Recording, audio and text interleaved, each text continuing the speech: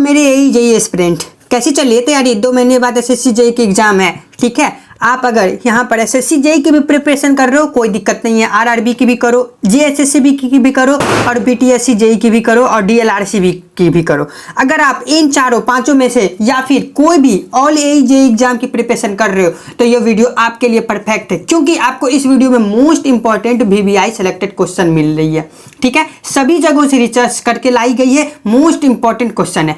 आप अगर civil engineer हो, इलेक्ट्रिकल इंजीनियर हो, मैकेनिकल इंजीनियर हो, अगर आप बेसिकली सिविल इंजीनियर के लिए ये क्वेश्चंस होने वाली है, जो कि सबसे परफेक्ट और सिलेक्टेड क्वेश्चन है, बहुत इंपॉर्टेंट क्वेश्चन है। आप क्वेश्चन देखें फिर आप हमसे कमेंट में आप बताइएगा, ठीक है। हमारा पहला क्वेश्चन है the compensation for curvature on gradient for metre gauge is given by, यानी कि मीटर गेज में कंपनसेशन कितना होना चाहिए। कंपनसेशन मतलब मैं आपको ये बता दूं कि जैसे कि कोई एक हिली एरिया है, ठीक है, कोई एक हिली एरिया है, यहाँ पे मतलब कि ट्रैक को चढ़ाने के लिए कितना ऊंचा देना चाहिए ताकि ट्रेन इजीली तरीके से चढ़ जाए, पीछे स्लिप ना करे, ठीक है, पीछे स्लिप ना करे, इजीली तरीके से ट्रैक पे ये हिल पे चढ़ जाए, तो वो कितना कंपनसेशन देना चाहिए मीटर गेज में, ठीक है। मैं आपको बताऊंगा मीटर गेज, ठीक है, मीटर गेज की भी बताऊंगा कितना कंपनसेशन देना चाहिए, और आपको ब्रॉड गेज की भी बताऊंगा कितना कंपनसेशन देना चाहिए, और नैरो गेज की भी बताऊंगा कि कितना कंपनसेशन देना चाहिए। तो यहाँ पर क्वेश्चन में पूछा गया है मीटर गेज में कितना कंपनसेशन होना चाहिए कि एक हील पे ट्रेन इजीली तरीके से चढ़ जाए। तो हमारे यहाँ पर पहला ऑप्शन है 70/R, दूसरा ऑप्शन है 105/R, तीसरा ऑप्शन है 53/R, और चौथा ऑप्शन है 35/R। तो मीटर गेज, पहले मैं ऑप्शन नंबर 1 की बात करता हूँ। ये जो 70/R है ना, 70/R ये हो गया आपको ब्रॉड गेज के लिए कंपनसेशन है, ठीक है, ये ब्रॉड गेज के लिए कंपनसेशन है।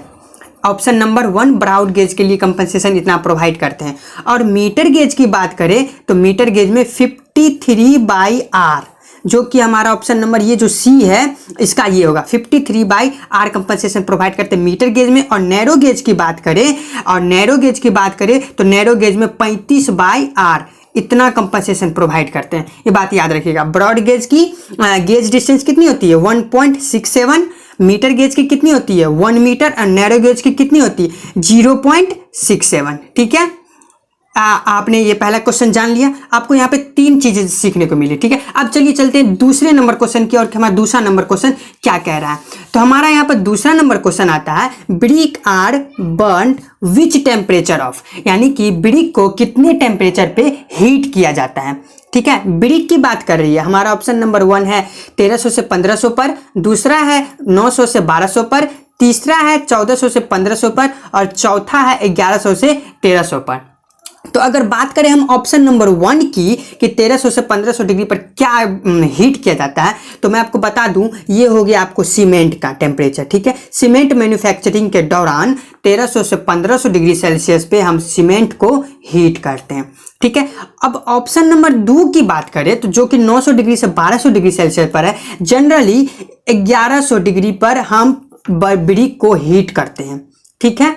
और ये 900 से 1200 डिग्री आप कह सकते हैं, लेकिन 1100 डिग्री पर हीट करते हैं, तो इसका आंसर हो जाएगा बी नंबर। और अब बात करें कि 1400 से 1500 डिग्री पर क्या है, तो इस पे लाइम को मैन्युफैक्चरिंग के दौरान हीट किया जाता है, ठीक है। 1400 से 1500 डिग्री पर लाइम मैन्युफैक्चरिंग के दौरान हीट किया जाता है, और ये 1300 से 1500 जो है ये एक्सेप्शन है। आप इसमें अगर ऑप्शन में ना रहे तो आप इसके अकॉर्डिंग भी आप ये मार सकते हैं। 1100 डिग्री होगी आपको ब्रिक, 1300 से 1500 डिग्री होगी आपको सीमेंट, और 1400 से 1500 डिग्री ये आपका नहीं हो जाएगा, ठीक है। तो यहाँ पर बेसिकली इसका ऑप्शन नंबर बी हो जाएगा, जो कि 900 से डिग्री पर 1200 डिग्री है, लेकिन 1100 डिग्री पर जनरली ब्रिक को हीट किया जाता है, ब्रिक मैन्युफैक्चरिंग के दौरान बनाया जाता है, ठीक है। 1100 डिग्री आप ये याद रखिएगा। चलिए अब चलते हैं क्वेश्चन नंबर 3 की ओर कि हमारे क्वेश्चन नंबर 3 क्या कह रहा है। आपने अगर आपको नॉलेजेबल लगी तो दोस्तों सब्सक्राइब करिएगा, आप लोग सब्सक्राइब नहीं करते हैं, ठीक है। तो चलिए 3 नंबर ऑप्शन क्वेश्चन की ओर। 3 नंबर हमारा क्वेश्चन कह रहा है 7 डेज में सीमेंट कितना प्रतिशत स्ट्रेंथ प्राप्त कर लेता है। 7 डेज की बात कर रहा है, सीमेंट कितना % स्ट्रेंथ प्राप्त कर लेता है। हमारा ऑप्शन नंबर है 16%, ऑप्शन नंबर 2 है 40%, ऑप्शन नंबर 3 है 65%, ऑप्शन नंबर 4 है 99%। मैं आपको बताऊंगा यहाँ पर कि सीमेंट 3 डेज में कितना % स्ट्रेंथ प्राप्त कर लेता है, 1 डे में कितना % स्ट्रेंथ प्राप्त कर लेता है, या फिर 7 डेज में कितना स्ट्रेंथ प्राप्त कर लेता है, या फिर 28 डेज में कितना स्ट्रेंथ प्राप्त कर लेता है, 1 ईयर में कितना स्ट्रेंथ प्राप्त कर लेता है, ठीक है, 1 ईयर में कितना स्ट्रेंथ प्राप्त कर लेता है ये भी मैं बताऊंगा, और 3 ईयर में भी कितना स्ट्रेंथ प्राप्त कर लेता है ये भी मैं आपको बताऊंगा। सारा डेटा यहाँ पे मैं आपको बताऊंगा, ठीक है। अगर बात करें 1 डेज की, तो 1 डे में हमारा 16% स्ट्रेंथ प्राप्त कर लेता है, नोट करते जाइएगा, ठीक है। 3 डेज की बात करें तो 3 डेज में 40% स्ट्रेंथ प्राप्त कर लेता है। 7 डेज की बात करें तो 65% स्ट्रेंथ प्राप्त कर लेता है। 28 डेज की बात करें तो 99% स्ट्रेंथ प्राप्त कर लेता है। 1 ईयर की बात करें तो 116% स्ट्रेंथ प्राप्त कर लेता है, और 3 ईयर की बात करें तो 122% स्ट्रेंथ प्राप्त कर लेता है, ठीक है।